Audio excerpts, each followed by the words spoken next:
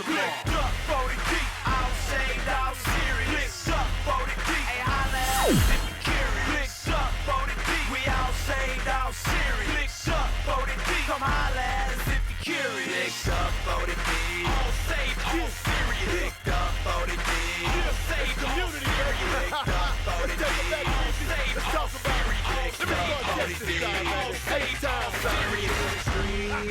Like Craig, clicked up, voted in all day. Sit back, patch, stay strapped with Johnny Mac and tracks to play for me this morning. The label is read all day.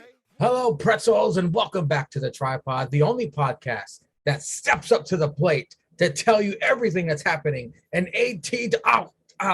never mind. Sorry, guys. I stepped on a nail. I quit. Bye, guys. No, just kidding. We're here with Stixy Drip Drip, the whole dripping show, or AKA Smirnoff Fuel, if you've been paying attention to his Twitter feed. And Big Carpe himself, Julius Ceizar, here to bring you the wrestling news of the week. We're going to kick things off with NXT. NXT champion Jan Maker out to the ring, calls out Tyler Bate. NXT UK champion Tyler Bate out dressed like the head chef of the NXT kitchen. He wants to unify the NXT championships. Worlds collide in 2 weeks. Matches winner take all. The Oi Disputed Era Gallus video package. Gallus to the ring. Wolfgang and Mark Coffey versus BJ. I guess Fallon got into a backstage fight with Lash Legend before the commercial. The match starts. Gallus looked like they could tear the house down with the Brawling Brutes from SmackDown. Gallus already bloody Jensen's mouth. Ref loses control of match heading into commercial picture-in-picture. All four guys pounding the shit into each other. Very physical matchup. Vic says that Gallus want to be the final NXT UK Tag Team Champions. So, yeah, I guess NXT UK is gone. It's going to be gone for good. All titles will be gone, unified. I don't know. Here we go. NXT taking a page out of ATW. Clusterfucky man. Lash Legend, Pretty Deadly, Diamond Mine, just chaos. Match ends in a no contest, and time has officially been killed. Sticks, what did you think of the opening segment with Jan Maker and Tyler Bate, and then the match between Gallus and BJ? Jan coming out asking Florida, where all my dogs at? It's kind of nice. Just making it official. We're going to get the big, strong boy and Braun break everyone at Worlds Collide. Going to unify the titles. Tyler Bate's going to carry that match. So train for that, Tyler. Train for that. You're going to need it, buddy. And ladies and gentlemen, you got another. You saw Gallus. Gallus is one of the strongest factions that have come out of NXT UK. All three guys are guys. They can go. I like how Wade made the comment of he still gets PTSD from being over there with the Gallus boys on a one-nighter. So that kind of popped me. But it was nice to get a Gallus. Yeah, we had the clusterfuck, fucking mania at the end, and I thought they said Gallus won. I thought they said they won by like count out or something like that, because I thought that's what Vic had said. Because I was like, after I heard that, I'm like, well, Pretty Deadly came out and attacked the Briggs and Jensen. So I was like, how's that a count out? But maybe I misheard. But no, you're right. They won by count out, even though they got beat up. I thought so, but I'm pretty sure I saw Pretty Deadly attack him. So I was like, well, how's that? But I'm not the man who's making up that stuff. We leave that to cross-eyed kid Shawn Michaels. So it was nice to get Gallus on Sticks 316. Gallus got on TV. U.S. fans of NXT got a chance to see him, and nice little match for the boys. Ceizar, we got Jan Maker and Tyler Bate, your boy, kicking things off on NXT, and then Gallus took on BJ, ending in a clusterfucky mon. What did you think? Yeah, man. Like, how how you gonna have these motherfuckers having a match in the ring? Yeah, because I'm skipping over Jan Breaker, so nobody care about that. How you gonna have these motherfuckers in a match in the ring, right? And then motherfuckers come out and attack. Jensen was looking like 100% fruit booty that with them low ass shorts on and that vest. He was looking. That nigga was looking like anorexic Stone Cold with hair. Like that shit was some trash. You need some beef. All right. You were supposed to be a cowboy. You're supposed to be John Wayne out here. You need to go eat about 18 steaks, 36 ribs, 2 buckets of coleslaw, and grandmama's corn, grandmama's corn muffins or some shit. All right, crack 'em. Then you get back in the ring with that fruit booty shit on. All right. With cowboy boots. Nigga, how you gonna wrestle in cowboy? What the fuck? Shit ain't got no traction on them. But yeah, I digress. They literally attacked these bitches in the match, in the ring. And the ref just gonna keep counting. Who's this? Who's this? Was this ATW week? Was this opposite week? Was it opposite week? You got niggas attacking outside the ring doing illegal shit, and the ref still would let the match go on. You got clusterfuck you mom, huh? Was it opposite day, nigga? Was it Tuesday? Tell me, Sangria. I've been losing days during the week. Somebody explain to me. Was it Tuesday or Wednesday? Of course, it was opposite day. That's what Jensen was doing. He wasn't doing cowboy shit. He was doing cowboy spit. Yeah. Big. Yeah, some Wade with the fade shit. He was doing what was that? He's doing a little broke back. Sorry, folks. I've been drinking. Yeah. Oh shit, yeah. Oh, I damn near forgot. Trying to change logos and ignore Jan Breaker out here with his country. Yeah. Fresh roll pack from the streets. We drank. Dix, are you partaking? Huh? Is it Miller time? No. Oh shit, he's kicking it old school. Smirnoff never got a hold back to me from fuck him. Next case. Yeah, Smirnoff, you sons of bitches, you got till next Sunday, the pay-per-view. The double pay-per-view.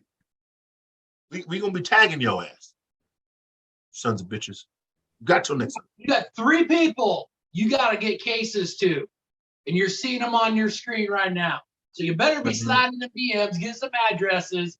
And we don't want crazies. There better be 3 pallets of Smirnoff showing up at 3 households. We've been drinking. You got, my man just said, you got till next weekend. These are final thoughts. Yeah, it's a clusterfuck. We'll see. And then, are we really about to get DJ versus Diamond Mine for both tag teams? So no UK team can't even represent the UK championships, which will be forever gone. Yeah, it seems like it's opposite week to me, fellas. I agree. Chase you. Andre introduces Charlie Dempsey, who he met on the UK trip. Charlie then turns into Toothless Timmy and murders the students. Facts. Google Billy Robinson, kids. Charlie says before he storms off, he was a bit too rough, apparently. Grayson snatches the mic out of Vic's hand. The disrespect. Start the Grayson Waller Effect Show. Crowd chants for Johnny Wrestling. Grayson introduces Afro Strange as his first guest. Wade laughs at Vic for getting punked out. Grayson then annoys as usual. Apollo then restates why he's back in NXT. Grayson points out that Apollo got rid of his accent. Apollo acknowledges it. Grayson asked about his Afro Strange powers, calls Apollo out on exactly what Ceizar was talking about on last week's tripod by not warning Diamond Mine. Apollo calls Grayson low budget Miz. Grayson asks how it feels to tell your kids that he couldn't cut it on Mondays and Fridays, so he works Tuesdays again. Apollo says he tells his kids he was champ on Monday and Friday, and he will be champ again on Tuesday. And NXT punches Grayson. Ceizar. Very entertaining couple segments here with Chase U and the Grayson Waller Effect. What did you think? About these cats scratching up my fucking feet. Yeah, same thing you said. It's fucking Toothless Timmy. I ain't gonna fire Toothless Timmy who can actually wrestle and bring in some other jabroni we don't know about. Who's also from across the pond. Yeah, I ain't gonna get rid of Toothless Timmy like that. I know Bretsky was like the disrespect. Yeah, and then you got old Grayson Walla talking with the Palo. And I saw a theme of the night. Theme of the night was disrespect. How come these motherfuckers never let Mackenzie talk? You ever notice that? Mackenzie get in like 3 words. These crackers be interrupting her ass, saying all kinds of fuck shit. Or Jade interrupted her.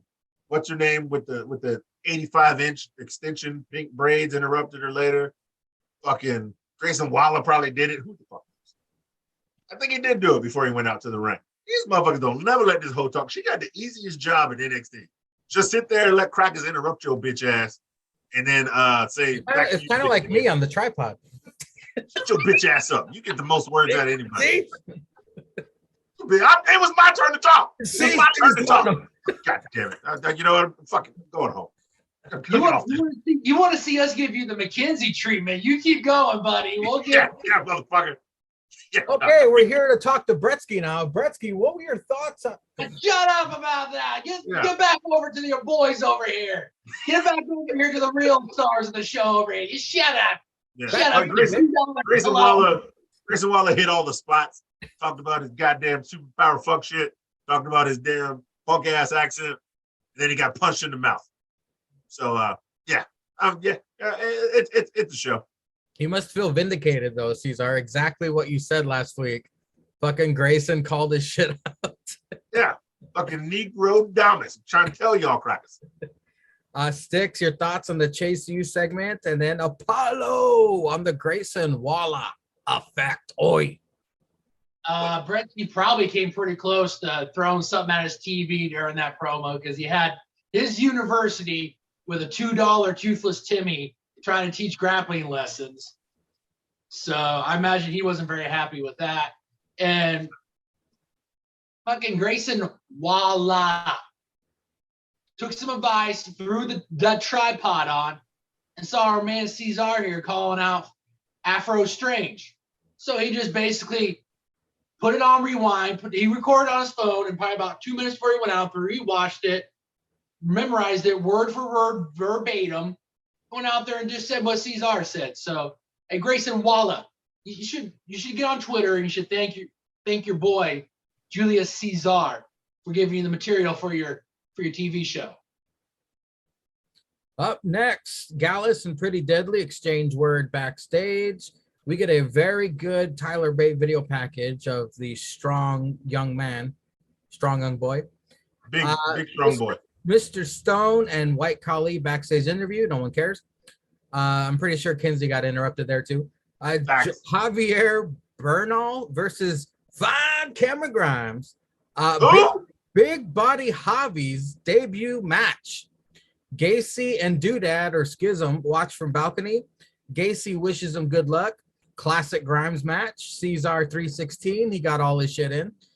He wins with the cave-in and stares at Gacy. Blair Davenport video package. Time to distract Mangria. Wrestling's on. All well.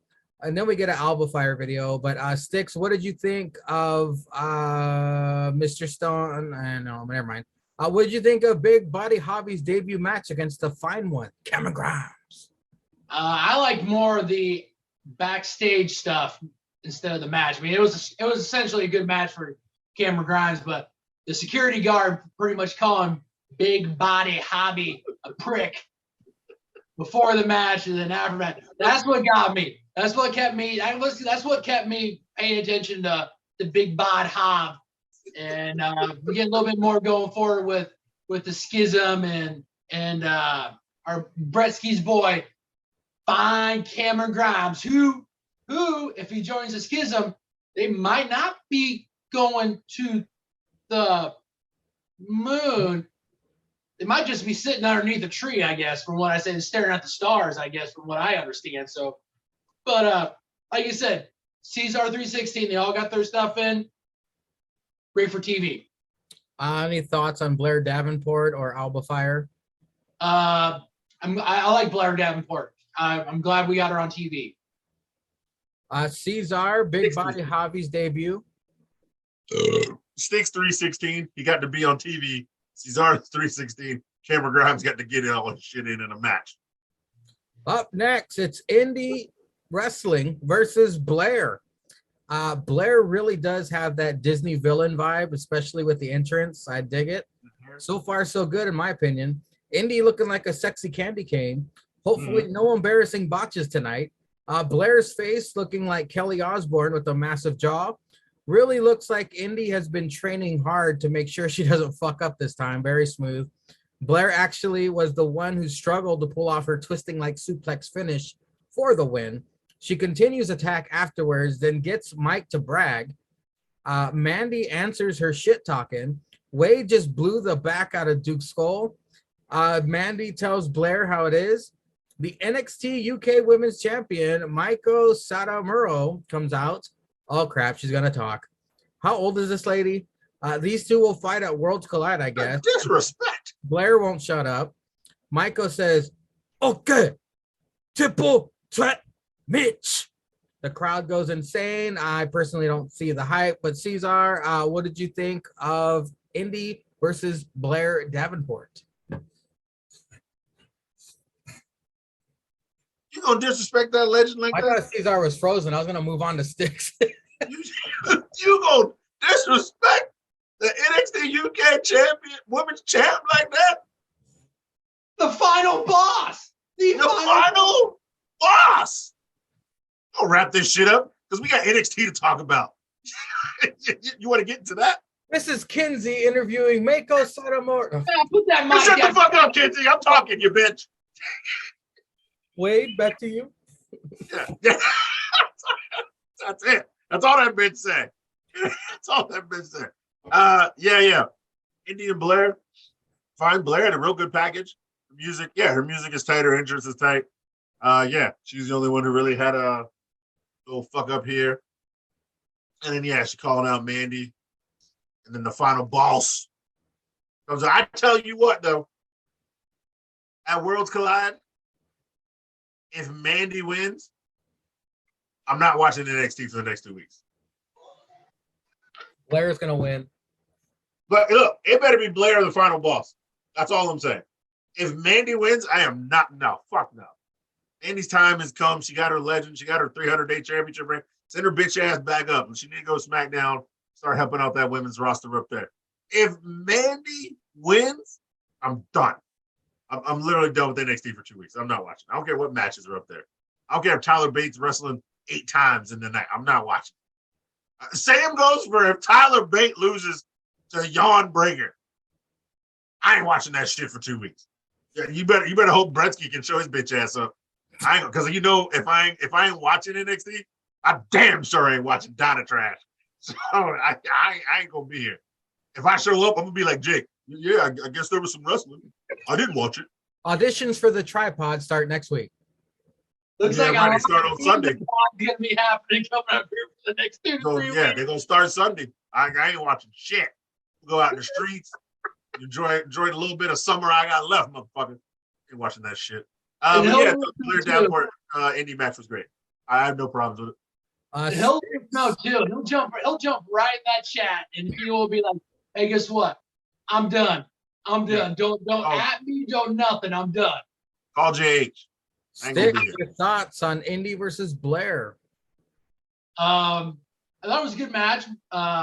Blair was the only one that had the little mishap, but all in all, really good match. And I thought the disrespect of having Indy having this sit out there while all this shit is happening after the match. She gets kicked outside. And the only thing I think is she's just like ducking down or she's sitting up against the ring. She's trying to have a conversation with the fans while you have all these chicks going on. And then you had fucking the final boss coming out talking. It's like, this is like 5 minutes too long. She could have got back in the locker room, could have got a shower going on, could have got dipped out. Playing words with friends. She's like, Yeah. what? She's probably doing Wordle. She's like, She God could, damn she it. could have been the getting fuck ready is for this? a dinner date with Dex. I mean, who knows? I mean, you could have been No. doing a lot of things, but you have to sit out there and wait while all this shit's going on. Bitch could have been popping her pussy on OnlyFans and getting a check. Well, now she knows what it's like for Duke underneath that desk now. I guess so. Yeah. Up next, we get the braided up Tiffany Stratton interview where Kinsey was, of course, interrupted. She confident, toodles. Tony D addresses the Brown Order, rubs victory in their face, basically. He forgives them, though. JD rehabbing, hanging upside down like an albino bat. Wesley with Caden and Katana in the locker room for some reason. Meh. Vic and Wade ringside, excited for Worlds Collide when Wade noticed Indy is still out there, like Stick said. Indy is having a pity party on the ring apron when the God of Goats, Hallelujah. comes from under the ring. Praise him. They meet eyes and slither towards each other, kiss, and then Dexter carries her away. Beth just came. A tsunami. Wade is pissed. Wade is pissed. Vic calls it the Notebook. Dexter hands Indy a love note saying goodbye because he got arrested. Fuck the police. Crowd unhappy as well. Man, this was something we've been anticipating ever since we saw Dexter being carried away on Raw. This is something we've been waiting for, hypothesizing, possibly fortune telling, and it finally came true. Sticks. Goddamn. First, I want your thoughts on braided Tiffany, her hair. I want your thoughts on creepy ass JD, Humongous Dome, and his whacking off or getting beat up. And then the segment we've all been waiting for, the God of Goats returns. Yeah, Tiffany Stratton talking about how she's ready for the match, whatever. Fucking JD out here looking like a fucking. They left Batman in the fucking dryer for 5 minutes too long, hanging from that goddamn fucking whatever that was. But let's talk about the one thing that if you take out of NXT this week, we got what the three of us have been waiting for since the God of Goats returned to WWE television. Indy Hartwell is sitting there talking about how the problem is her. The camera, is messing, it's kind of following around. You're kind of running, what the fuck's going on here? This guy's settle on a view. We're going from the side, we're going up, we're going from the side. And then all of a sudden, the God stands up, pulls that hood up, crowd goes wild. Indy's like, why are you guys all cheering in my misery? And then all of a sudden she's like, what the hell? Turns around. Just like Taylor Swift talks about in some of her previous hits, we had ourselves a rekindling of a love story. Both crawl into each other. The embrace we had been waiting for months, if not years. The kiss we've been waiting for. Dex exits the ring, carries Indy out. We're thinking they're going to ride off in the sunset, but no. That's not how WWE does things, folks. Passes her a note, backs out, opens the door, and all of a sudden you see the goddamn boys in blues lights come on. Dex shuts his doors, and he gets taken away. This, ladies and gentlemen, in my wholehearted opinion, was the best thing on NXT TV this week. It is what we needed for us wrestling fans. Did we get some closure? Maybe. But it left the door open for what we hope will happen on that main roster, because it's got to happen. Trips, if you're watching Trips, this has got to happen. We have got to get that rekindled. This was the best thing on NXT TV this week, ladies and gentlemen. That's all I got. Oh, we need to clean up in the ring. Indy just made a mess. Ceizar, what did you think? We got braided Tiffany Stratton. We got JD creeping up the screen, and an officer and a gentleman moment when Dex carried off Indy to get arrested, basically. But First, let's start off with this hoe, the 8 pounds of self-tanner she had on. Come on, son. This bitch was looking like me. Okay.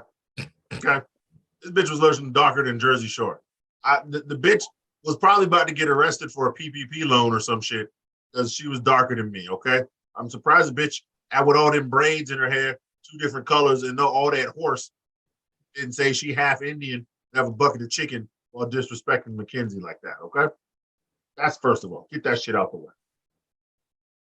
2, this the nigga that should be running the dyad.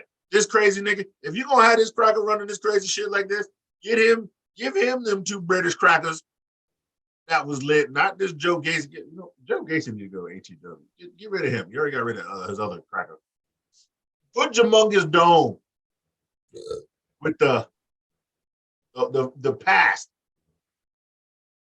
grizzled young vets who are always soon to be recognized. He needs to have them crackers with him. He gonna do some real fuck shit, get some shit over in NXT 2.0. That shit would work instead of this Gacy shit. That shit would work. And 3, I'm sorry, Sticks, I gotta correct you. It's not the 3 of us who are waiting for that. There is. Big ups. Betty Phoenix. The 4 of us are waiting for this long-term booking. God damn it, Trips and Sean. Motherfuckers. Y'all knew y'all gonna ask that man back. You knew you were gonna ask that man back. And you long-term booked us on some good shit. But man, I gotta tell y'all, I seen the God in a different light. Because it was the God's day, the Lord's day. It's Tuesday. His day. And I seen the God's 23andMe. I sent it in for myself, paid for it myself. Got a piece of his hair one time on a painting I bought. Y'all didn't know this. I'm breaking it. World news right here, Miss Angria. Fresh news from the street. Explains everything. The God is 23% nigga. He's 23% nigga. I seen it. I seen the 23andMe. You can't tell me this nigga did a live kidnapping on Monday in Canadian. Nigga was in Canadian. Kidnapped the Miz. I ain't seen the Miz all week. Nigga ain't tweeted shit. I ain't seen him. He gone. Not until next Monday. He gone. Then this nigga drove through. I don't even know if he got a passport. 8 state lines to be in Florida on Tuesday. 24 hours later. Or like 23 and a half. But, time difference and shit. I don't know. Nigga broke 8 state lines. That's some nigga shit right there. 8 state lines with the law, Johnny Law, on his ass. And I ain't talking about if Johnny Gargano put on an officer uniform. No, nigga, I'm talking about real Johnny Law. 5-0, the Pigs, the one time, NYPD, LAPD. Nigga drove to Florida. What he drive to Florida for? Some pussy. If that ain't some nigga shit, I don't know what is. This nigga broke the law and had the cops chasing him like in the fucking Blues Brothers or some shit. Google that shit, kids, with your fuckboy having ass. Like goddamn Blues Brother breaking state laws. Go get him some puss. He said, damn, man, my girl is hurting. I got to go. Fuck you, Miz. If you get free, nigga. I'll be back next week on Raw getting arrested. And slithered his ass all the way down to Florida to get a piece of pussy. And tell that girl, I still love you, girl. Because I'm the God. And it's the Lord's day. Tuesday. The Lord, the God's day. Nigga probably had a tool on him, too. Probably had an axe. I'm surprised the 3 cops didn't get chopped up before they finally took his ass outside. But to give you the real spark of the 23andMe, I seen it. It said 16% African-American, 7% Samoa. And you know what Samoa is. You know what that shit is. You know what Samoa is. So you know he's swinging. You seen them baggy magnums he had in the suitcase on the honeymoon. You seen them shits. Okay? We talking feet. God out here. Okay? He out here. You think that woman been crying because she can't get the feet. You know what I'm talking about. If you're a low tripod member, you know what I'm talking about. God out here, 23%. That nigga said, I'm breaking 8 state lines law with no passport, Oh, slithering all the way to Florida. breaking news. The street man has just bailed out Dexter Loomis from I the told you, they police family. to jail. They He's family. bailed him out. Street man know. Street man know. You know the street man ain't gonna lie to you because he's a street man. That's where he been. He been working side hustles, fighting in them streets because he knew the God was about to break 8 state lines to get him some pussy.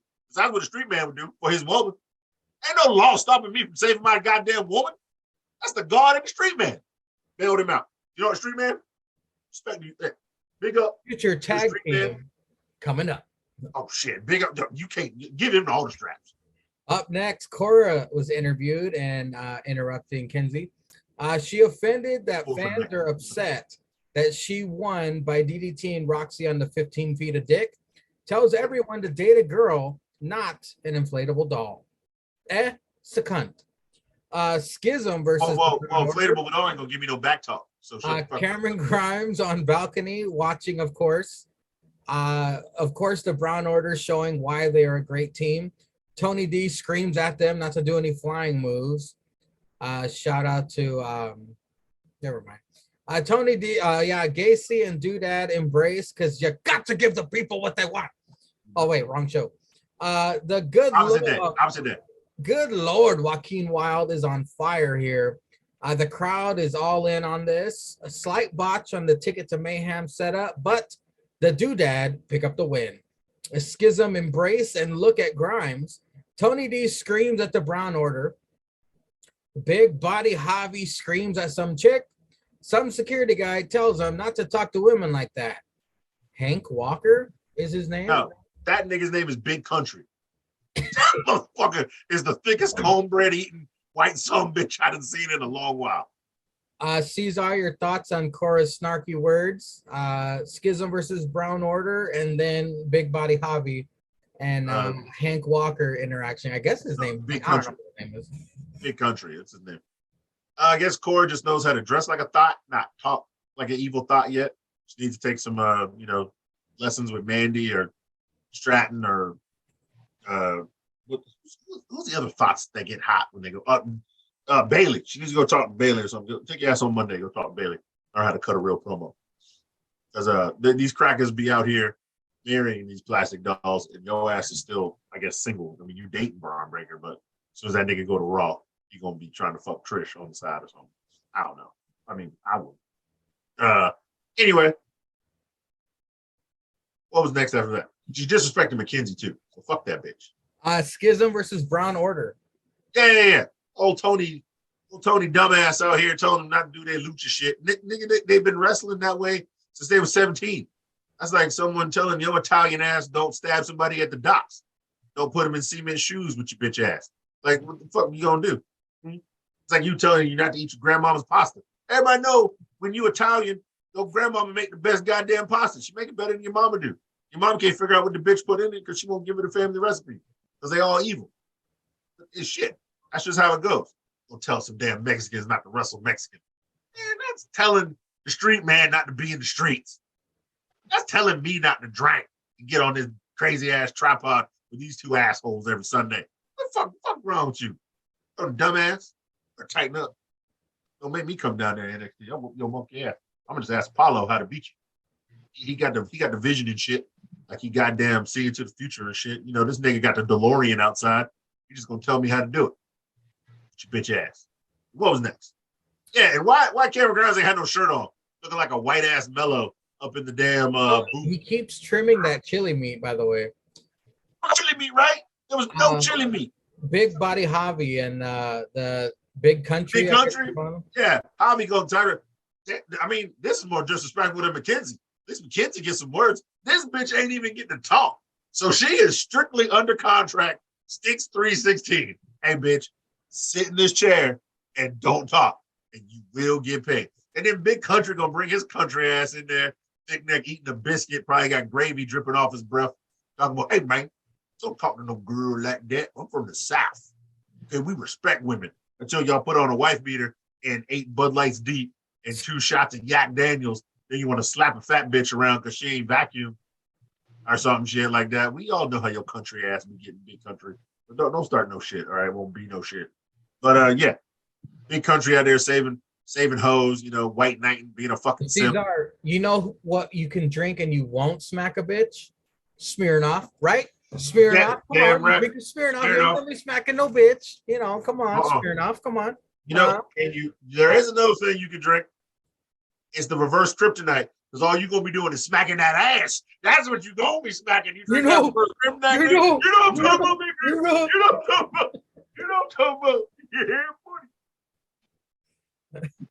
But yeah, fuck Javi and his crack ass. Nobody cares. Sticks, your thoughts on Cora's bitch ass? Schism versus Brown Order, and then Big Body Hobby. Disrespecting the women.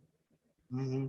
Like you said, Cora Jade's out here thoughting it up. You know, she preaching the word of thoughtness and talking about all them fuck boys that are watching that don't have no women. So typical thoughts. Tony D out here, like a fucking soccer dad yelling at his kids. Hey, don't do that. You need to do that. Do that. What do you want? These guys are, like Ceizar said, like everybody. This is what these guys have been doing. These guys are pretty goddamn good at it. So let them be. Schism, like you said, they botched that finisher. But hey, these guys hadn't wrestled for a while. Now they're jumping right back into it. So I'll give them a little bit on that. Cameron Grimes, white mellow, chili meat all hanging out there from the top. Shave, man. You shave, Chris. Up there trying to be $2 Dexter, just staring at them. So I'm hoping we'll get some clarity on this, but and what was it? What was after that? Big Body Hobby and Country Guy. Like I said, fucking this is what's only gonna keep Big Body Hobby relevant. Big Country letting him talk his shit. Big Country comes in, swoops in, says he picks up that girl, be like, hey, let me take you out. Let me take you out to Golden Corral. They got a buffet. We get some biscuit and gravy. It's on me. As he's walking out, Big Body Hobby still yelling at this chick. Finally lets him get done talking, and he looks at him and says, "What a prick! This is what's gonna make fucking Big Country so over with the crowd. As long as he comes in, becomes the white Farouk. Instead of saying damn, just be like, what a prick. You can start doing that. This man will have longevity in NXT and WWE. So I'm here for it. I give it 3 weeks before he calls Grayson Waller a prick. I gave it 2 weeks. He'll be on the next Grayson Waller effect. Up next, it's the Brown Order leaving the arena. An SUV pulls up, flashbacks to years ago when they got kidnapped. And who is it? It's old Santos. La Familia stays together. Brown Order leaves together, hopefully showing up on a SmackDown coming soon. Oh, yeah. Tyler Bate versus White Khali with Mr. Stone. Braun has a date with Bate, so he watching backstage. Wade thinks Bate is crazy for having this on as his warm-up match. White Khali with a hell of a big boot to Bate. White Khali dominates the start of this match. Bate picks up some momentum after flying over top rope to a waiting White Khali. Bate counters White Khali's chokeslam by flipping out of it. Bopped him one. Wins with the spinning boy. Corkscrew splash. Jesus, Bate has only gotten better since we last saw him. Diamond Mine bickering backstage. BJ approach and tell the Creeds to not completely murder Gallus. Roddy gets his feathers ruffled, and Julius tells him his opinion isn't as important as it used to be. Looks like we're gonna get a BJ versus Creeds match as well. Sticks, what did you think of the Brown Order leaving into the sunset when the SUV that they rode in on? Tyler Bate versus White Khali, and then the Diamond Mine segment. This is how it needed to be with Legato. You couldn't just send Santos and leave the tag team and Elektra down there. They have to be together. You need to bring them up. They had a really good match, albeit in a loss. This is the way it needs to be. You got to keep La Familia together. So I was happy with it. Tyler Bate, White Khali. It's nice that White Khali got to spend about 5 minutes with an actual really good wrestler. It also made me think, this is the path of White Khali now. It's that big guy. He's got a mouthpiece. He's going to interrupt his mouthpiece, going to interrupt McKenzie. We're going to see this for another 5-6 months. Get called up, maybe even the main event. The show main event, not actual main event, but the show main event. And it'll be a nice little WWE career for him. He'll go collect some checks, then he'll move on. And yeah, what was next? Next was the Diamond Mine segment. If they have Briggs and Jensen beat Diamond Mine, if we get this at Worlds Collide and they have them beat them, what are we doing? These two guys, you sent them over a couple plane tickets and had them come back with NXT UK championships. I mean, what are we doing? Don't have them beat Diamond Mine. Creed brothers should remain champions. Allow these guys to grow a little bit more, and then maybe a couple months down the road, they become suitable champions. We still have that tear in the Diamond Mine with Roddy and the rest.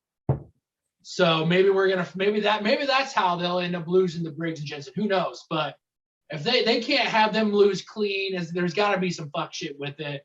But hey, Briggs and Jensen, you're in the title picture. Good job, boys. Good job. Hey, Trips or any scouting members of NXT or WWE, if you're watching this, because I know you ripped off some of my ideas. How about this for an idea to rip off? Have the Creeds win the NXT UK Tag Team Championships. They are already NXT Tag Team Champions. And then stroll on to SmackDown to knock on the Usos' doors, where we truly get to see who's the greatest tag team of all time. You got 8 belts between 2 teams. That shit would be free money. But I digress.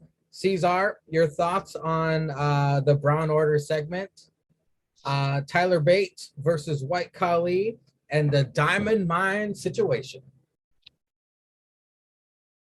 Damn right. So you never leave family behind. Never leave a man behind. When you're in the streets, never leave a soldier behind. Talking about Street Soldier Conference. Exclusively. At the big brunch game, you damn right. Anyway. This is what you do when it's family.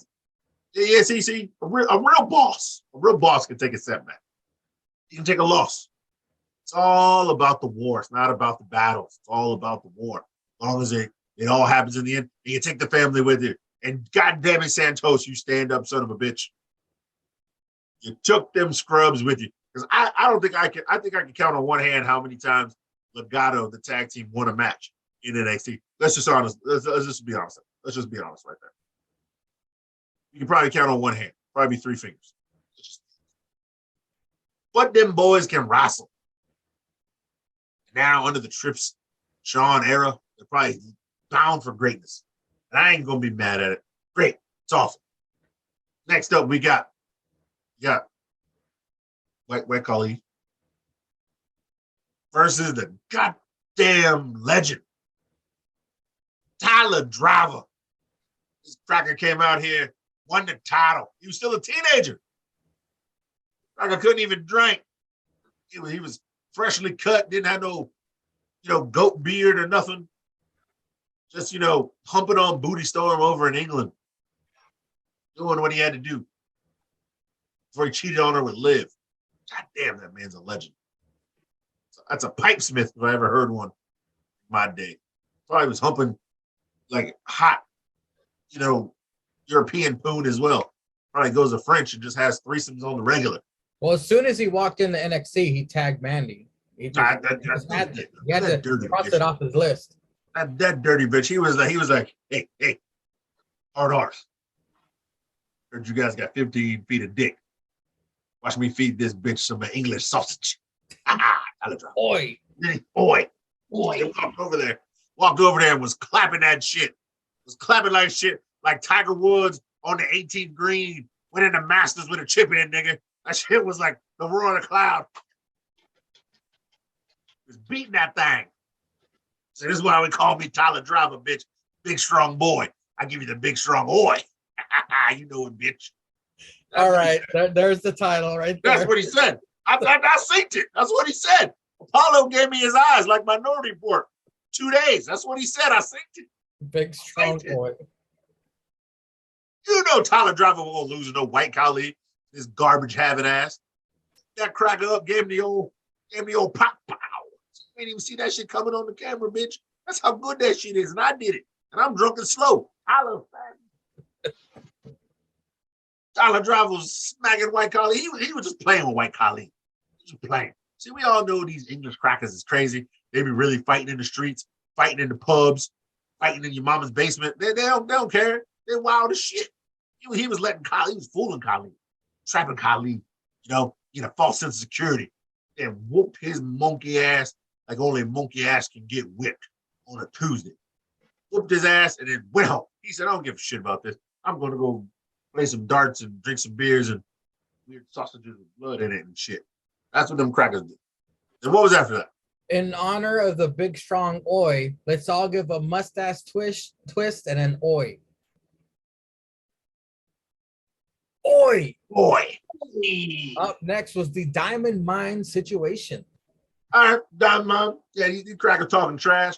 Julius sitting there with no shirt on, 18 goddamn abs, looking like he fake Tony Nese, a tall Tony Nese and shit. And he don't care about Roddy and whatnot. And then they gonna try to fight old BJ. I see here. You've seen this before. And we all like to think with our hearts and not our brains.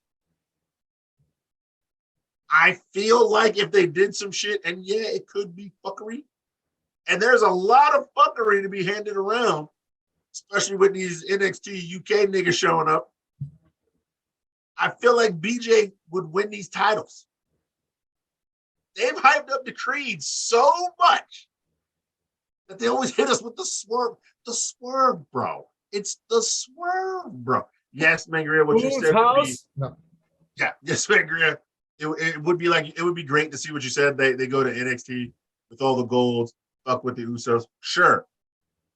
But since Trips is trying to rejuvenate the product, what would be better? Them going up with NXT titles that they would have to defend on Tuesday, or them getting on some fuckery and just going up to the main roster, and then you're building BJ up, just like they built up Tony Nese. Yeah, we don't never pick Tony Nese. We didn't pick him to beat Ciampa. Only you, Mangria, picked him to beat Santos because you just wanted to be the opposite. But you know you didn't want Tony that. D?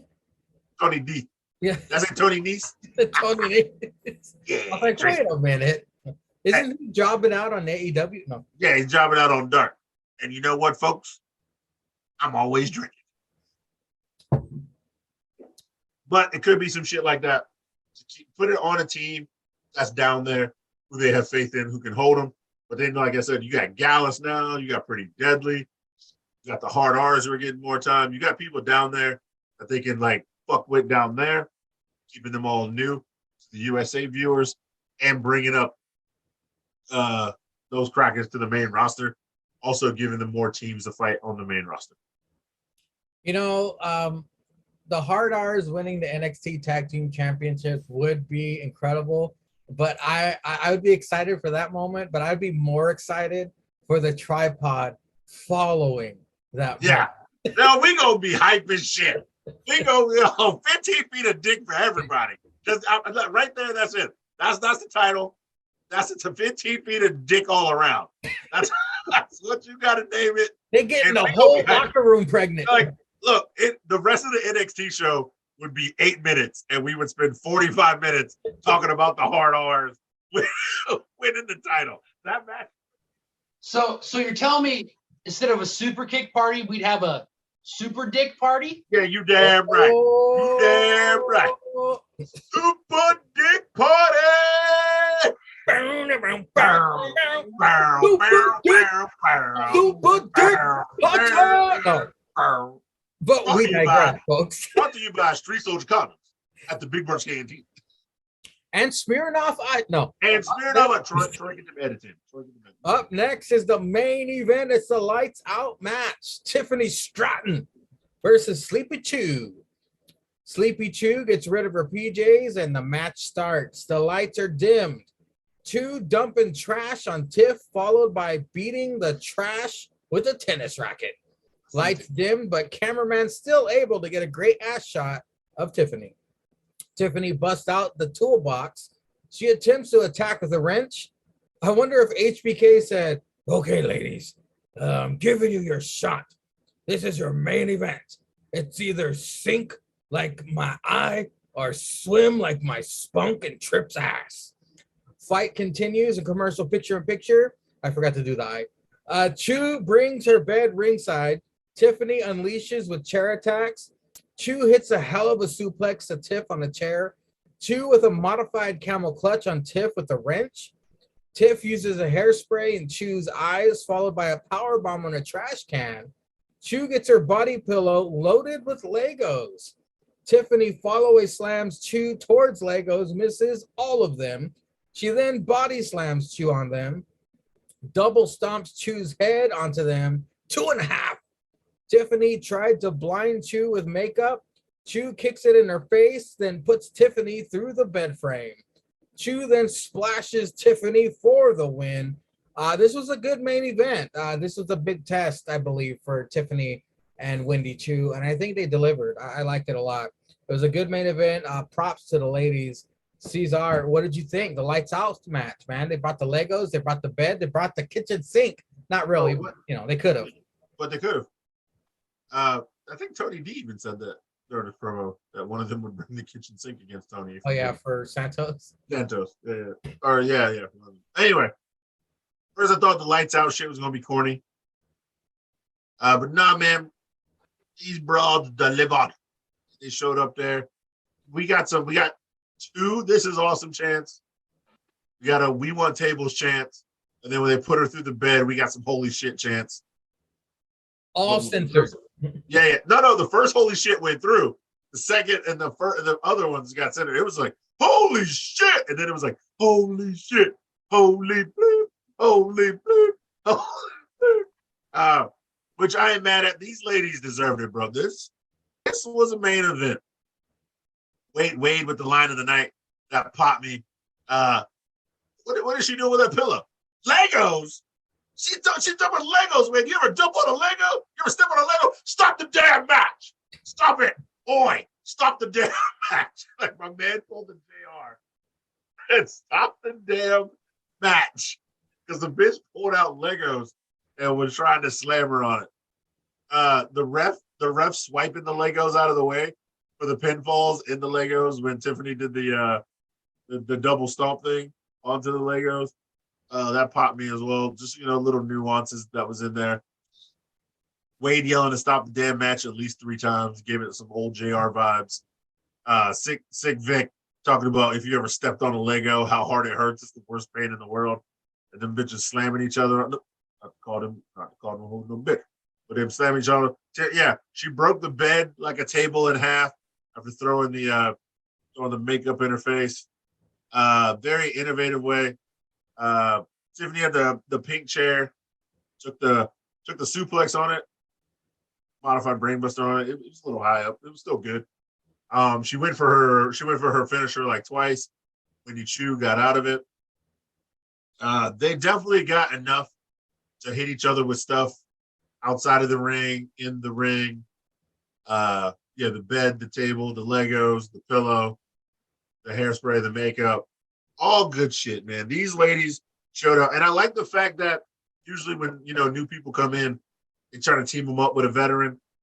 So, they can improve in the ring. But these two organically have got over fighting each other, both being new, both with, the kind of gimmicks we don't really, care about anymore. You can be whoever you want to, but, you're going to be daddy. You got a white girl trying to be daddy's girl, LA, and she's got some crazy bitch who's a narcoleptic or whatever who can wrestle in the ring. But no, they got over organically fighting each other. This is what you need. A good rivalry that if they do both successfully can go up to the main roster, even if you split them up on shows, and then they happen to like fight in the ring over Survivor Series. Two people who are comfortable with each other, who can put on a great match, who like know each other. So yeah, I thought this was very deserving of the main event. Every chant those fans put out was very deserving. This shit was good. I'm just ain't even though Ceizar 316 they got their shit in. Nah, they did fucking work. This is Ceizar 632. These bitches put in some work. Well, strictly drip drip. HBK took a chance on these ladies, and he it paid off. What did you think of this main event? The lights out match. I'm drunk. This had everything you'd wanted in the main event. The crowd was in it. You had the one-liner from Wade that he has in just about every main event. I mean, this was really worth it. And like Ceizar said, this wasn't forced. This was organically built together. They grew together, and they would separate a little bit, but they always found their way back to each other. So this was really, this was a good main event. Like, this was worth it. They had everything in it. The Legos. I mean, Tiffany sold that. She sold out for that first moonsault when she was going to try to hit Wendy with the chair. When Wendy moved, I mean, Tiffany was flat. She hit that flat, and I even kind of grabbed my ribs. I was like, "Ugh, fuck, that fucking hurt." Like, she hit it kind of too flat. I was like, that shit probably really hurt. I mean, that looked like that hurt. But I mean, you had the one botch of she didn't get her in the Legos the first time, but whatever. I mean, you're gonna get that. But all in all, this was a main event worthy match. Both girls have had the chemistry. They built up to this. And it was a really good match. And it was a really good way for NXT to go out on Tuesday night. Well, gentlemen, we're going to take a small break so I can take a leak, and we'll be right back with some AT dub talk. Yes. One. It's Wednesday night, and you know what that means. It's time for Jericho to take some shots at WWE. Jericho out to the ring, calls out Daniel Garcia. Daniel heads to the ring. "You're a wrestler," chants again. Jericho wants an apology. Daniel says the match he had with his hero, Bryan Danielson, was special to him. He says Jericho ruined the moment of respect between him and Bryan. Jericho wants him to say he's a sports entertainer. Bryan heads out to the ring. Bryan agrees with the people. He's a wrestler. Jericho demands Daniel admit he's a sports entertainer. Daniel pushes Jericho down. Jericho distraught. Says he knows more about wrestling than Bryan. Bryan wants to fight Lionheart. Lionheart says it's on at All Out. "Watch your back, Bryan." Hagar jumps Bryan. Had to take a shit, but now Uncle Dax versus Jay Lethal. But before then, Sticks, your thoughts on the opening segment. We got Jericho, Danny, Bryan, the drama. What did you think? This was a custody battle on live TV. This is what it was. And if this does not result on Danny Garcia on a pole at All Out, then I'm going to be very, very disappointed with this. This is essentially what it's turned into. I mean, is this going to be a question of does Danny show up and does he help Bryan win? Or does he turn on his idol and does he embrace being the sports entertainer of Chris? But I mean, it was a nice back and forth. Danny Garcia did a good job of being legit, looking like he was torn, and it's going to lead to Bryan against Jake Hagar since he got jumped, and then we get the American Dragon and Lionheart at All Out. So not too shabby for a way to open it up. Better than having it at the end of Dynamite. And Ceizar, we didn't kick off things with a tag team match. That's history making. But what were your thoughts on the opening segment? Once again, it's opposite day. Just for a company that makes fun of WWE, they started the show with the fucking, three motherfuckers in the ring talking for 20 goddamn minutes. About what? Jericho being from Stu Hart's dungeon for the 8th straight Dynamite in a row. Bryan Danielson saying he's the best wrestler ever. Not a sports entertainer because he didn't care for sports entertainment shit anymore. Danny being a little crybaby ass bitch. So, hero, man. I'm my hero. There ain't no problem fucking up your hero in the fucking blacked out dumbass fake Jack Daniels arena match, and you ain't had no problem fucking them up when it's 5-on-3. And all of a sudden you wrestle that cracker in the ring 1-on-1, and he fondled your goddamn titty balls in a 2-out-of-3 falls match. Now all of a sudden you got Stockholm syndrome or some shit because he's fondling your damn titty balls in the ring, and you sitting there like, that's my hero. Why you gonna hate him, Chris? I love Daniel Bryan. What the fuck? You was trying to kill Wheeler Yuta for that pure championship like a month and a half ago, not maybe even a month ago. I don't know. I don't know when that last pay-per-view was. I can't keep track of that fuck shit. At Forbidden Door or whatever the fuck it was. And now, yeah, Daniel Bryan follows your titty balls 2-out-of-3 matches, and all of a sudden you want to be his best friend or something. There's some like reverse Epstein Island shit or something. I don't know, man. You tell me what it is. Yeah, these old crackers following these young crackers, and they want to be their friend and shit. So I don't know. But yeah, 20 minutes of talking. Shut the fuck up. Let's fight. Uncle Dax versus Jay Lethal. Good Lord, these chops. Lethal in control during commercial picture-in-picture. Uncle Dax hits a suplex city to Lethal. I'm getting used to seeing Dax wrestle in singles matches. I wonder if this is leading to somewhere in the near future. Lethal with the figure 4. Lethal is targeting Dax's knee. Dax hits rebounding sit-down powerbomb for a 2.5. I love how Dax reverses the dragon screw into a roll-up. That was fucking genius. Yeah. Dax about to win with the sharpshooter. Then Sanjay distracts. Very impressive sequence of near fall roll-ups with these two. Black Machismo wins with a handful of tights paired with the deadliest move in all of sports entertainment. Get him. The roll-up. Sanjay said that All Out. Now, I know Styx probably went from 6 to midnight when this happened. No, he didn't. The Motor City Machine Guns will team with Lethal at All Out for a trios match versus FTR and War Dog. Ceizar, your thoughts on Jay Lethal versus Uncle Dax and the aftermath? Yeah. See, motherfuckers, this the Jay Lethal been talking about. This the Jay Lethal that should have shown up on this shit brand whenever he showed up when ROH folded. Got him losing to random crackers and shit like that, questioning himself. But the hell no. You heard that cracker's last, you heard that nigga last name? It's Lethal, bitch. Damn, Jay Lethal's so good. He's so good. Yeah, Daxy Axe, Uncle Dax. He out here slapping bitches, taking names, got damn 8 tag team titles and wrestling by himself. Because I don't know, maybe he don't trust his partner no more. Fucking fine though. They ain't defending shit. But anyway, yeah, Uncle Dax out here with an ass taking names. Yeah, it was great. It was a great match. Great match. Uncle Dax with his crazy yelling in the ring. He suplexing crack. So the shit makes me laugh every time. But yeah, turns out they both doing work, doing dirt. The only way I would really want this match at fucking All Out though, they need to put them on the line, man. Put all of them on the line. Jay Lethal and them get the pin. The Motor City Machine Guns gets the tag titles. Jay Lethal gets the TNT titles. I mean, put those titles on the line. Just don't have a match to have a match. I mean, Jay Lethal's already feuding with Warlow. Why not do some shit like that? But yeah, that fucker said the Motor City Machine. Bitch, get your ass on Google. Google machine. ROH. Motor City Machine Gun. These boys can fucking wrestle.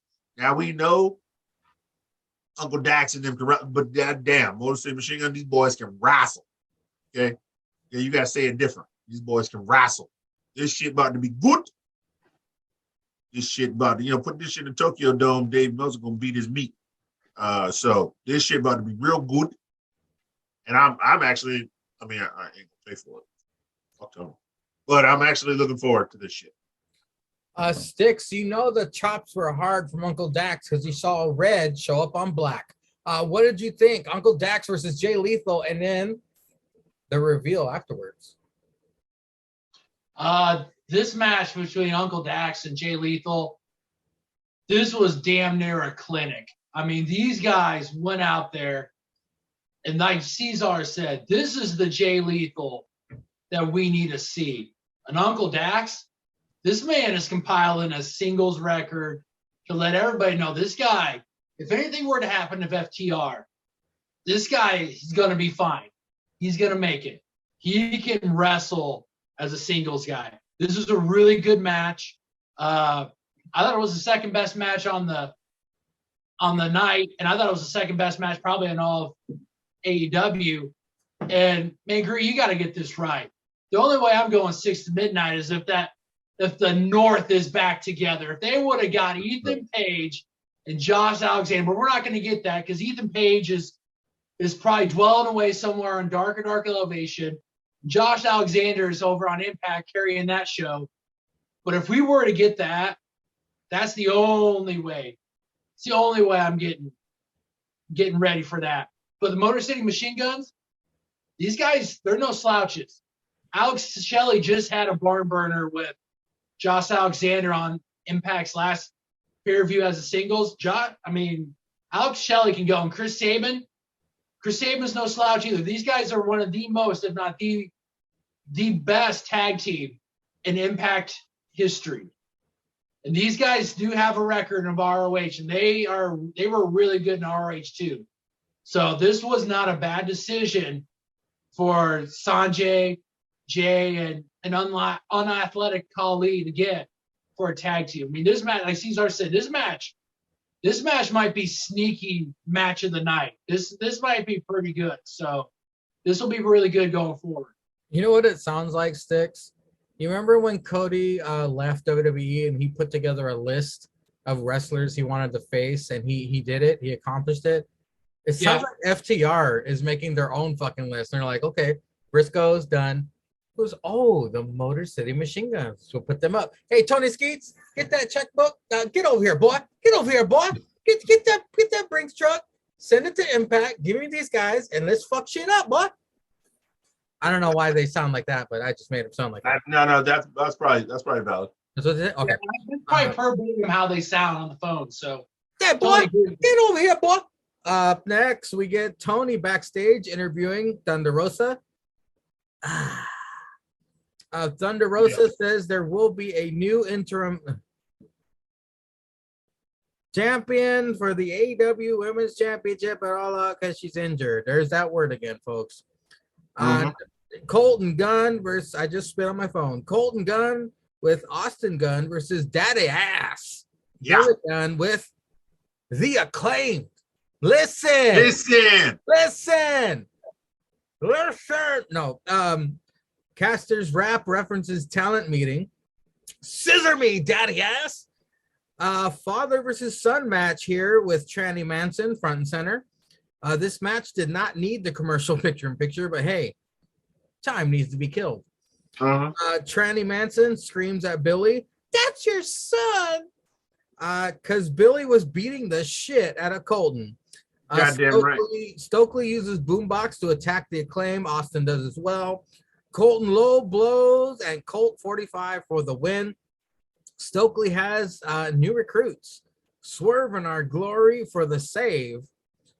Tony backstage with Death Triangle and United Empire. They talk shit.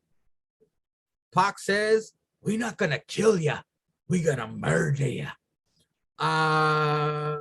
Sticks, your thoughts on Thunder Rosa and the interim women's championship match? Colton versus Daddy Ass, and then Tony backstage with all the foreigners. Another mess up by Tony Skeets.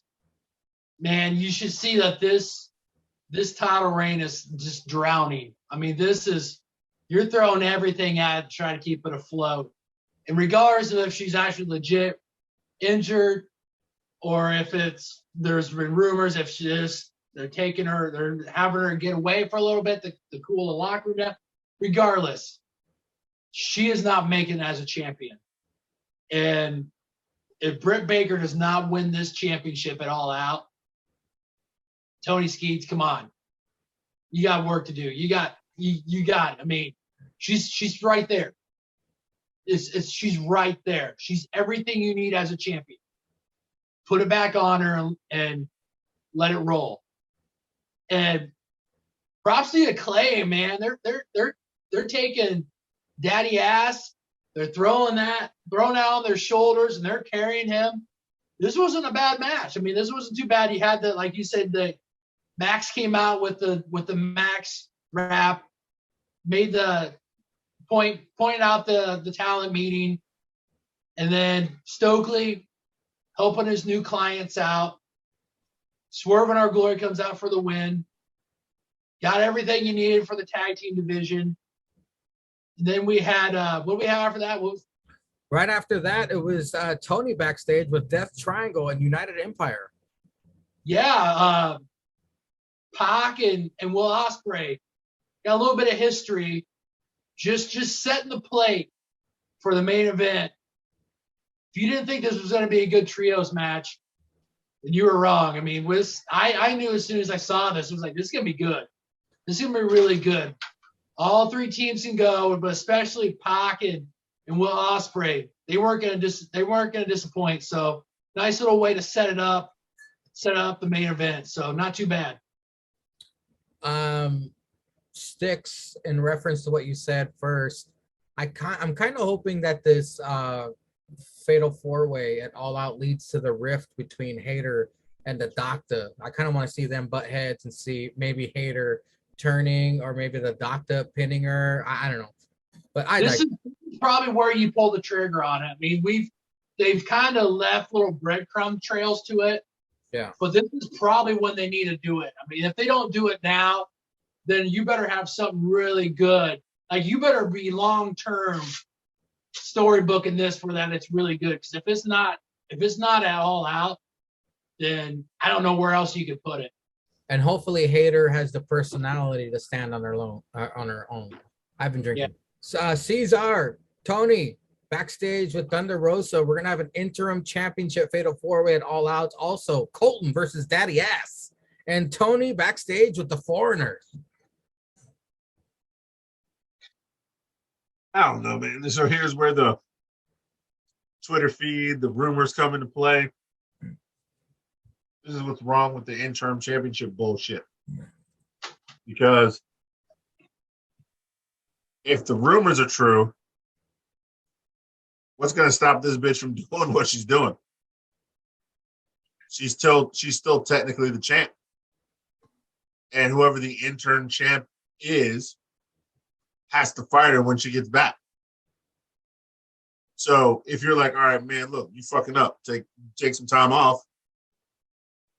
Come back. And then I mean, anybody can do the thing. I can come back and lie. You know what, you're right, man. You know, I need to change my ways, whatever. Do the same type of shit in the ring because you're going to say I'm going to go over and beat the intern champ. Do the same kind of shit in the ring. I get my title back. Then what you going to do? You ain't going to suspend me again. Now you look like a fucking idiot.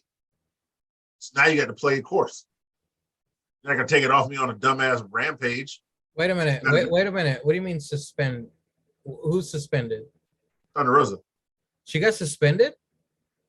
So you didn't hear those rumors about her? That's why I'm bringing it up. Yes, I haven't heard. Oh, well, apparently she's got real life beef with Britt Baker. Oh. So they are, here's the rumors. She's got real life beef with Britt Baker, but they're trying to keep it cordial so they can all work together.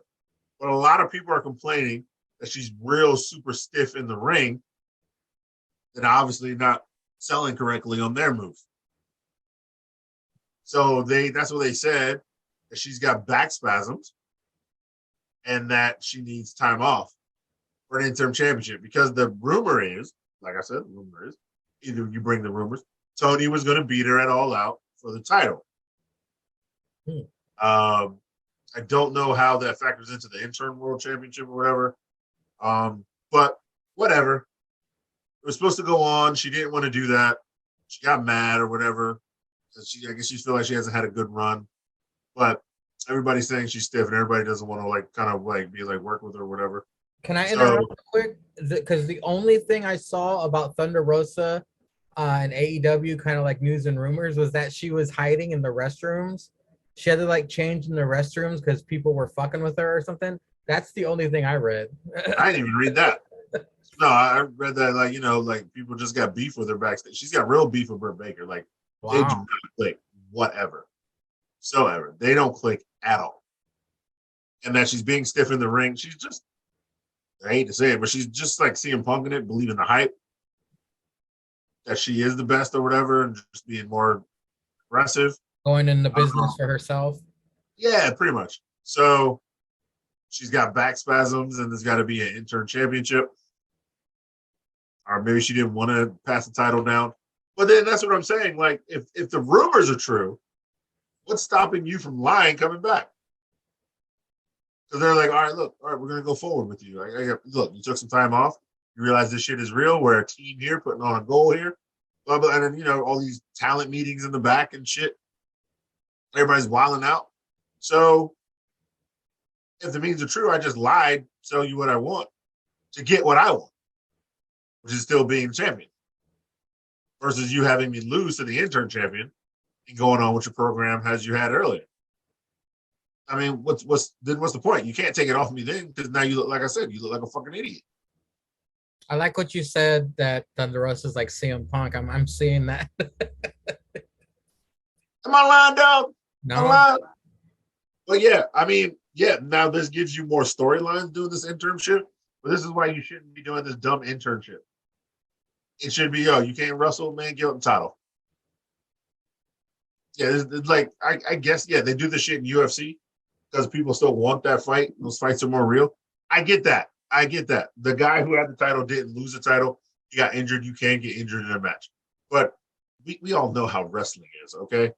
You can have somebody who gave up the title come back to get their rematch. And if you really have that faith in them, then they can win. Sure, because you have that excuse of they never lost. So they would have beat you anyway. They can come back. All this AEW interim shit kind of makes me appreciate HBK giving up his title now for losing his smile. Imagine if he said, "Nah, I gotta leave, man. Lost my smile," and then he comes back when he comes back, and he's got to fight whoever had the title. No, he built himself back up. Even when he came back, he had to wrestle and prove that he was title worthy again. Even to the fans, like, he came back, he wrestled, he had good matches. Yeah, bitch, no, I'm new HBK now. And then, proved himself and got that title back. It's not like, he just came back and was like, you got to fight me for the title, bitch. Stupid as shit. You've been injured. Seems like the interim thing is like a favoritism bullshit. I don't know. It is. It is. It's a I don't want cop-out. to cause any shit, but I'm just saying. Nah, fuck that. I'll cause all the shit. Daddy Ass versus his son, Ceizar. There's only two good parts of any ATW show. And one of them starts with, listen. Listen. And then Cleveland. And the you know what? Fuck that fan in the ring. My man was yelling Cleveland, throwing up the scissors. And that cracker was like, oh, what do I do? Oh, yeah. Shit. That damn fruit booty would have been throwing me up the scissors and I got front row tickets like that. I'd be like, yeah, eat that shit. Ceizar would use his actual tongue. Yeah, I eat it. This is shit. Cracker would have probably, he might have slapped me, but it'd have been good TV. But yeah. And then yells Cleveland, get the crowd hype. The Acclaim. Fans supposed to be getting in. You fucking Instagram Live. I'd Instagram Live that shit. I'd be like, and then the real best part of any segment like that. Scissor me daddy ass. I mean, you got to give the people what they want. Yes. They want to see three crackers hugging, and they want to hear scissor me daddy ass. That's all the people want. That is all that you goddamn right, Steve. Oh. You goddamn right. That's all the people want. Ceizar, you know why? Why? Because everybody loves the Acclaimed. That's shit. That's just a fact of life. That's just like the most devastating move in all sports entertainment. Oh, the sports entertainment. And goddamn scissor me daddy ass, because everybody loves the Acclaim. Too damn Hey, that's why the tripod watches. That's definitely, yeah. I'll only watch for 3 reasons. Right now, I have added a third reason, and it was on this show. Gonna show a couple again. I've added a third reason. I'll tell you when we get to that segment. Up Yeah, next, that's the only reason I watch ATW. 3 reasons. Just seem to. the doctor, with Hater and Rebel, not Reba, versus Kylan King, the vampire drag queen. Pittsburgh sucks chant. These ladies hitting hard. The doctor being disrespectful. Oh God. You said, what'd you say? Disrespectful? Disrespectful. Sure. Gotta love her. Jesus, this bitch has zero pigment to her skin. She a walking corpse. Davis! She makes Jake look like Wesley Snipes. Stomp and Lockjaw the doctor for the win. The doctor talks shit about Booty Storm. Hater attacks. Oh God. It's one of those shows, folks. Rebel with the terrible towel. Hikaru Shida out with zero pop. Tony backstage with tag champs and the Acclaimed. Keith Lee says they want to give them a tag title shot at All Out. Caster says they don't want it handed to them, but they earned it. Why, Sticks? Because Everybody loves the Acclaim. That's right. So Sticks, what'd you think? The Doctor versus Kylan King. Like you said, this was a hard-hitting match. I can see why they brought Kylan, had her go against Doctor, because the Doctor is from Pittsburgh, and they were in Cleveland, so you had to have Kylan, a hometown favorite, go at it. The Doctor stomps her, lockjaws her, picks up that victory. Then we had Rebel. Not Reba.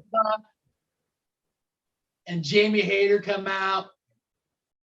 Hikaru Shida just comes about maybe 2 or 3 minutes a little later than what she should have, but said to grasshoppers chant to grasshopper the crickets, not actual fans, but the crickets, and to make the save. Man, this woman's been off TV for like actual legit TV for how long?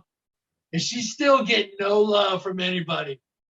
They're trying to force her down our throats, and it just ain't working. Tony Skeets, it just ain't working. And then backstage, we get it made official.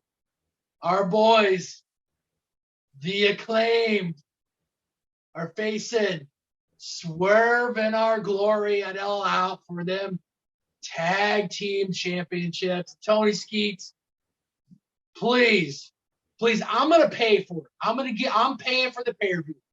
Make it worth my money.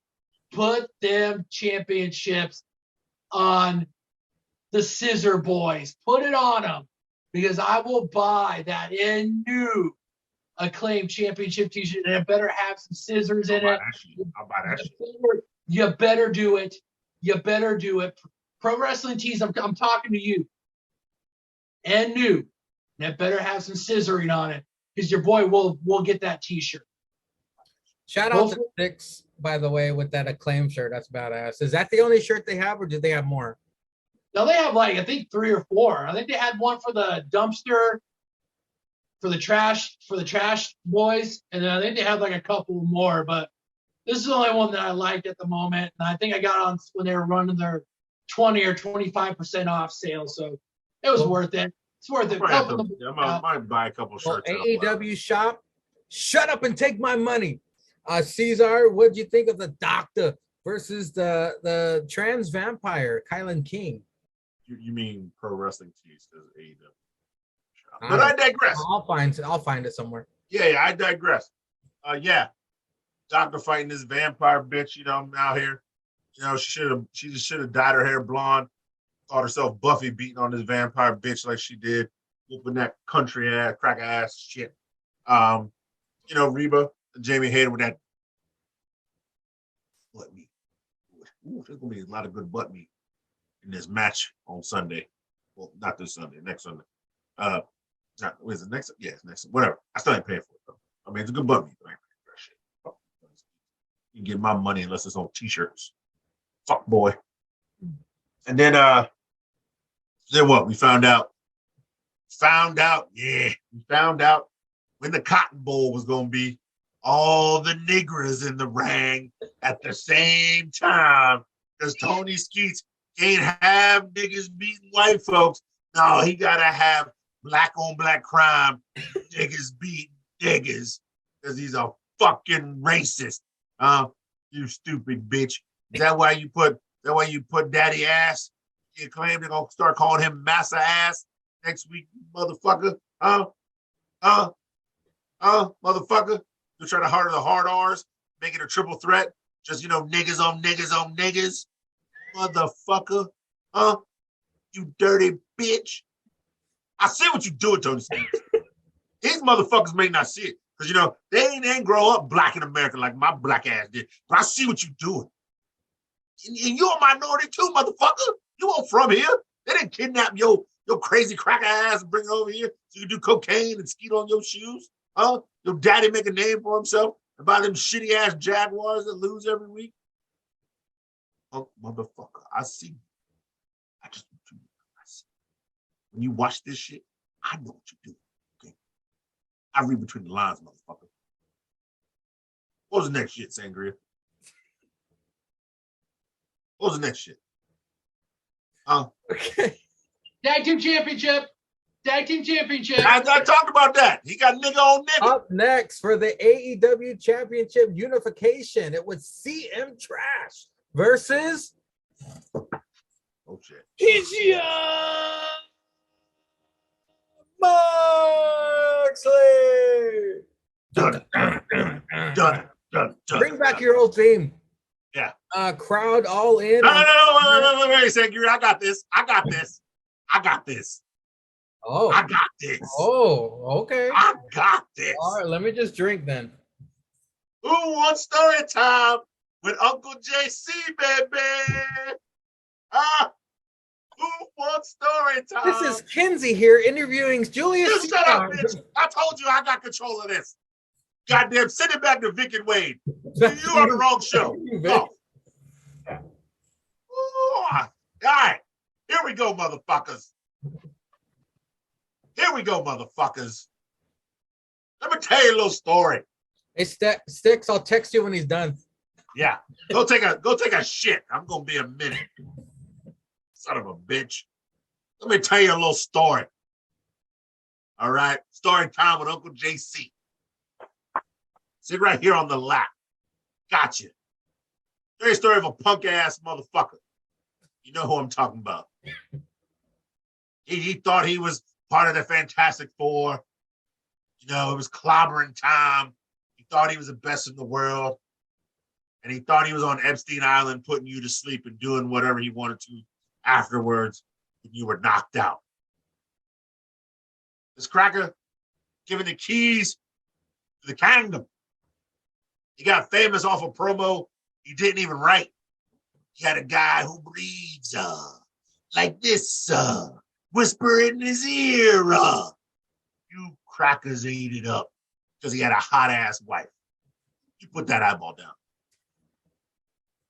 Then, when he was on top of the world for a year and a half, whooping ass, taking names, he lost to a man who could smell electricity. I mean, if that ain't a superpower, I don't know what is. After that, he cried, he bitched, he moaned that he wasn't on the mountaintop anymore after having some good classics with some good people. Even a future GOAT. He had a match with a future GOAT. I think it was a submission match while he was that champion. That shit was good as hell. I'm going to tell you, it was good as hell. But he got upset because he couldn't get on the mountaintop anymore, and he left like a little bitch. Actually, he left in the middle of his title reign and then wanted more money and came back. And then what did he do after that? He shit on his old boss, deservingly so, because we know the kind of scumbag he is. But we didn't know that at the time. Well, he was racist, and we knew that. But he didn't know, whatever. Then the man tried to switch gears like other people in his company. Tried to fight for real. Show you what he could do. And the man didn't even drink. Who trusts a motherfucker who don't drink? You know how hard life is? Life is hard. That's why people take drugs and drink and pop that pussy on OnlyFans for $30 a month. I mean, shit, life is hard, man. I ain't faulting these hoes. Get your money, boo-boo. Pop your pussy. The Lord put it there for you to pop it. 7 days a week, 365. Shit. You know what I'm saying? I got to go to work 5 days a week. I don't get weekends off. I spend my time with sangria and sticks. This is fun. This shit's fun. I drank. I smoke. Well, not as much, but I smoke. Shit. I drink the reverse kryptonite and give you a good time for the night, bitch. You know what I'm talking about. Anyway, I digress. Man got his bitch ass knocked out in about 38 seconds. I mean, even the girl with the most tightest gorilla grip, Niagara Falls ocean pussy, a nigga could roll around for a minute in that before he nut quick. And this cracker was like, I'm going to fight for real, and got knocked out in 38 seconds. 38 seconds. 38. I mean, a minute of stroking is maybe like 10 strokes, right? A stroke every 10 seconds. This nigga was knocked out by the third stroke. I mean, on a pull-out stroke, not even a push-in. A pull-out stroke, he was knocked out asleep. His move was to go to sleep. So what'd he do? He did nothing. Talk shit for like 18 years or 8 years because he old as fuck. He cried to anybody who would listen. And all of a sudden, some Ali Akbar ass nigga with a coke habit and a fetish for skeeting on tennis shoes comes around. He hires a bunch of guys. They want to build a company. Hey, American dream, baby. You got money? Build that shit. They will come. They hire some. Yeah, I heard you old, call the American dream, baby. Heard you make call the American dream, baby. American dream, baby. Get CM trash. You don't need no CM trash in your company, baby. Nah, baby. Nah. You get my son the American nutman, baby. Yeah. So yeah, you get the same list, but in better shape. You get a best bout machine, and you get two crackers who ripped off Shawn Michaels their whole career and made famous for it. And what you do, and you get a goat. He's old, he's drunk, he sings music, and he probably charges you FCC royalties every time you play his song and the crowd sings it. But you get him to. And you fill your company with homegrown talent. People nobody knows. Oh shit, they about to take over. Well, I don't know this cracker. I ain't never seen him before. I got a YouTube. Year rolls by, shit happens, company gets great. You hire on a cracker.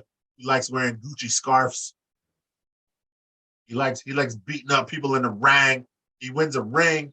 He's from Dirty Jersey. Shout out to JH, country bitch. I said it.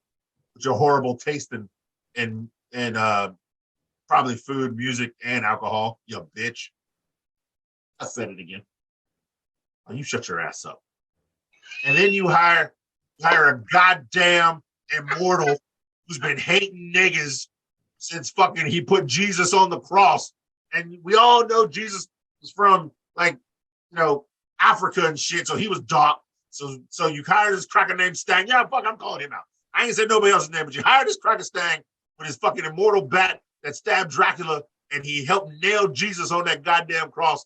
And that's why we got to pay for sins now, that fuck boy. Stang.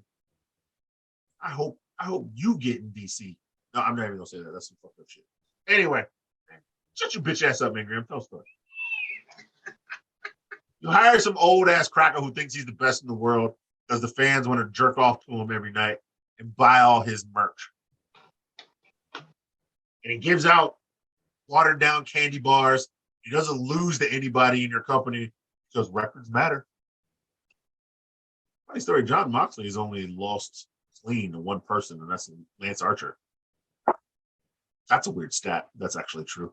Anyway, you have this cracker beat everybody and win your title off the greatest hero known to man in your company. And I'm not talking about the best bout machine. I'm talking about a drunk from the East Coast. He loves Jack Daniels. He loves to wrestle in the ring. And he loves cowboy shit. People love that stuff. Because you couldn't book him right. You have him lose to a cracker who breaks both his feet.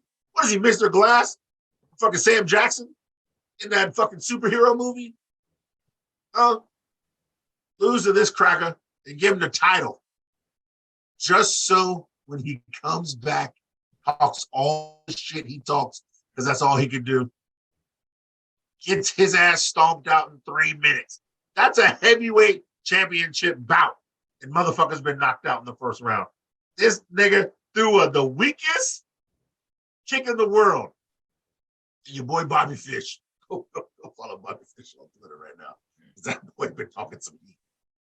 Got his ass stomped. I mean, 8 elbows to the neck, 2 death riders. I don't know how that's different from the paradigm shift. And a side kick to a neck. And this cracker, 1, 2, 3. And if you go back, look at the front row of people, it's the best feeling in the world. Oh, sangria, it made me feel happy. I think I felt pure joy. There was about 8 people in the front were like, all in CM Punk shirts. yeah, it's just like, then there's 2 bitches next to him. But the 8 people, and this should be the ride out for a punk ass bitch. I hope he's really hurt. I hope his foot is broken 38 places.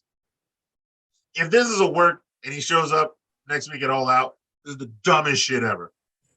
But what can you expect from a cokehead who on the record went, this man has sold so much work, so much merch. He's got our viewership up 25%. Let's fucking go. Let's fucking go. Let's fucking go. Let's go where? To the retirement home, you stupid bitch? This old nigga hurt. You don't need to be leading your company. Let's not all forget what he said about Kevin Nash one time winning the title. You don't need these old motherfuckers coming back to win titles to promote your company. But you're an old motherfucker coming back, winning a title to help promote a company. Everything this guy says is shit. He's not the best in the world. He's not even the most mediocreest in the world. You're horse shit right now. Sit your old ass down. Take that anti-blackface cracker with you and get the fuck off my screen. But this was a match of the week for me.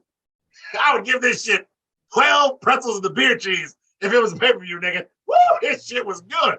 I watched this shit 18 times because that's how much I was jacking off to it, and that's how long it took for me to come. Because this quick-ass match was like 3 minutes. I had to watch it 18 times in a row. I even got up the special lube. I paid $105 for this tube of lube, and I jerked off to this shit on the whole 18 times. That being said, Ceizar has 0 thoughts on the subject. No other thoughts. No other thoughts. Sticks due to time constrictions. Our boy Ricky Stocks, absolute Ricky Stocks. He's gonna challenge P2H's $5 ass at a match at All Out. The main event is United Empire versus Death Triangle. Don Callis back on commentary, he's doing some scouting. Best friends with Orange Cassidy and Dan Housen in the crowd. Ray Phoenix and Will Ospreay just made me come. The ref loses control. It's a good old-fashioned Donnybrook. Donnybrook. Death Triangle chopped the skull out of Will. Super twister off the top rope to Death Triangle on the outside. This fucking guy is unbelievable. The teamwork from United Empire, holy shit. Ray Phoenix looks like what Dominic should look like. Of course, they go for Penta's mask. This match given plenty of time. Sticks 316. They got their TV time. Ceizar 316. They got all their shit in and then some. There were botches, but not women's division bad. Fast-paced action. Stereo double poison ranas. Pac on Aussie. Will on the Lucha Brothers. The exchange between Will and Pac, fucking incredible. Don not as irritating as usual. There were 3 commercial picture-in-picture breaks. Ray hits a top rope hurricane on Will. This cocky son bitch, this dude, all that gumption, all that confidence lands right on his fucking feet. Good God Almighty. But then Ray sends him to the shadow realm with the motherfucking cutters of all cutters. After a very risky moonsault to the outside, Pac stares down box head Kip. He takes a box off head. It's some kid who was duct tape. Kip attacks Pac from behind. Meanwhile, United Empire dismantle Ray Phoenix for the win. AEW does tag team matches and trio tag great. This was the correct main event. Omega and Cux out on stage to stare down to United Empire sticks. My God, dude. You want to talk about a match that blew your balls off? Holy shit. The smoke, is still leaving the barrel. What did you think of this main event? The trios tag main event on Dynatrash. This was the best match on AEW television, but was the second best thing in all of AEW television. Go back and listen to what Ceizar just talked about. That was the best thing to happen on AEW television. This was the best match. Will fucking Ospreay. This man. Now, Kenny Omega and him have gone back and forth. Kenny Omega believes he's like a 2-cent version of himself. I think Will Ospreay is right up there with Kenny. Will Ospreay, man, they got real heat. They got real heat. Oh, they do, yeah. Well, they had the T-shirt heat. Will Ospreay, yeah. Willie the Wanker. You know, yeah. Kenny Omega was like, nope, we're not. That's not happening. But I mean, this guy, you see why WWE wanted him. AEW, I don't know if there's enough money that AEW could back up to Will Ospreay. If Will Ospreay's smart, he hasn't signed that contract because he'll be hot for like the first month, and then they'll fucking dump his ass on AEW Dark. This man, along with Aussie Open, and I believe TJP is with him in United Empire. Yeah. Yep. These fucking guys, Will Ospreay alone, that guy needs, you give me him versus fucking Jay White for that. That's what I was going to say. Why are they holding him with this U.S. title when he has been the New Japan heavyweight champion and they have not booked him and Jay? What are they saving him and Jay White for? I have no idea, but I mean, unless you're going to save that for fucking Wrestle Kingdom, you need to fucking pull the trigger on that shit and probably need to pull it on fucking U.S. territory, like for the New Japan strong shit. I mean, those two would put on a fucking match. But I mean, this match, when I saw that in the fucking brackets, this is a fucking trios finals match. This was fucking fantastic. This was worth the main event. You had some fuckery with Kip Sabian and Pac. That's obviously building towards the Mid-Atlantic Championship. Them beating Death Triangle obviously sets up the natural heat that Will and Kenny have. You're going to have the Elite United Empire next week. And for fuck's sakes, I hope Kenny Omega, I hope we get a better Kenny Omega than we did last week. Because if we don't, the Bucks, man, I'm fully expecting the Elite to go over in that. But wrestling-wise, United Empire will fucking wrestle him out of the fucking building. If Kenny Omega is not even, if he's not 75 to 80% of what Kenny Omega is, this match won't be as good as what it should be. And that's what's going to make me very disappointed. But as ATW, at least we're going to see them share a ring on television, on cable television. Maybe we'll get a surprise. Who knows? But this match, Wednesday night, fucking fantastic. Well, Styx is kind of like a double-edged sword. I was thinking of, like you said, if Will was signed to AEW, he'd be the flavor of the month and then sentenced to dark. But on the other hand, like if WWE would have got their hands on him, if they would have escalated and built it to Will versus Ricochet at WrestleMania, and then we would have got another AJ Shinsuke disappointment. I think they don't know what to do. They would have squandered them. I think ATW would have squandered them, but Triple H. I don't know. Well, I mean, hold on a second. well, Hold let's on, be Ceizar. honest, Hold on. In summary of this week's episode of Dinah Trash, actually, I was a little harsh. I mean, maybe Tony Skeets, he snorted a quarter of his mountain of cocaine, and he put on a decent show. I actually enjoyed this week's Dynamite. I mean, Dynamite. Wow. Dynamite was better than this. Dynamite was better. Wow. Julius Ceizar, close us out with your thoughts on the main event. So I actually literally been watching this match the whole tripod. I didn't get a chance to watch it. And so from like when we started, I had it open in another window just on mute. And Since the beginning of the tripod? Yeah, because I keep pausing it to come over here to talk about wrestling. And then I had to keep watching it. No, this match was fucking fantastic. Although I will say this real quick, Ricky, Tony Skeets, I know what you're doing. Ricky Starks versus Hobb, that's nigga on nigga as well. Anyway, back to the main event. Yeah, 2 nigga on nigga matches. Yeah, y'all be woke. Y'all stay asleep. I'm woke. Anyway, yeah, this match was great. Pac and Ospreay have wrestled before. Hell, even Ricochet and Ospreay have wrestled before on the indies and stuff as well, and it is always good.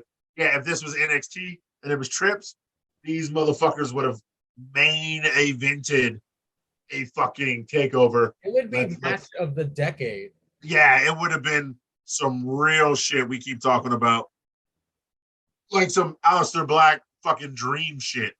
It would have been some shit like that. Shit where you just don't forget. Some fucking Sami Zayn versus Neville shit. Some shit you just don't forget. Sami Zayn versus Nakamura shit. Yeah, some shit you don't forget. But no, this match was fucking fantastic. They gave them plenty of time for guys who know what the fuck they're doing in the ring. Everybody, they didn't even get their shit in. They got their shit in and produced. Like, yeah, Aussie Open, great tag team. Will Ospreay, great singles wrestler. Death Triangle's all great. They literally are all great singles wrestlers. There are 6 great singles wrestlers in this ring, and yeah, there are 4 of them that tag together. I mean, this shit, you can't talk about it, man. This was fucking work of art. It was definitely a work of art. I don't see Will Ospreay signing with a major company like WWE or AEW from what he said about doing that, because he's not doing that. You know, I guess, you have more control in AEW, but he's not doing that. Oh, we're going to make fun of WWE every week because they're WWE. He's not about that shit, man. He's about fucking wrestling. I will say it's going to be funny with this Elite versus them, because I don't know if you guys seen the clip, but like Stick said, he's got real heat with Kenny. He actually performed the One Wing Angel in a match, and then picked up the guy at 2 just to say somebody's kicked out of the One Wing Angel. Like, he is that much of a disrespect. Dick. Yes, yeah. He hit the guy with the One Wing Angel. The ref was like, 1, 2. Well, Ospreay grabbed his arm, was like, and then he goes, he kicked out. He kicked out. It's not protected. So they got real fucking heat on Twitter. It's great. I can't wait to see this fucking match. This shit's gonna be good. I guess we're really gonna see if the cuts are good. We're gonna see if the cuts are great. Because Aussie Open is great. We know Will Ospreay is great. And yeah, a Kenny at 180% is great. So we really about to see some shit. And then I guess maybe we're setting up Kip Sabian versus Pac, maybe at All Out, because you need to defend. Pac's defended that title in Europe like 18 times, and he's not defended on American soil, and it's an American soil belt. So hopefully we get that at All Out. No disrespect to Kip Sabian, but the last time we saw him, he was getting murdered by Miro. So I have no 2 hype. years ago. No 2 hype. years ago. No hype for this match whatsoever. Sticks, seems like we're gonna get a super dick party. Win that match, you said, Ceizar. I mean, we're spoiled. We're fucking spoiled now. Professional wrestling is at an all-time high once again. We get to talk about it. We get to bitch about it. We get to give our 2 cents. And it's always a blast with you guys. Thank you guys for the tripod. Thank you, everybody, for watching and listening. Thank you to the subscribers. I'll try to pick up my TikTok game. I personally enjoy putting together the out of context highlight reels. They're so much fun.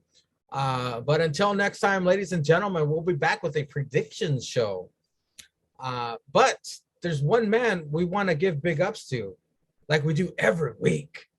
And that man is big ups to Stallion Pete.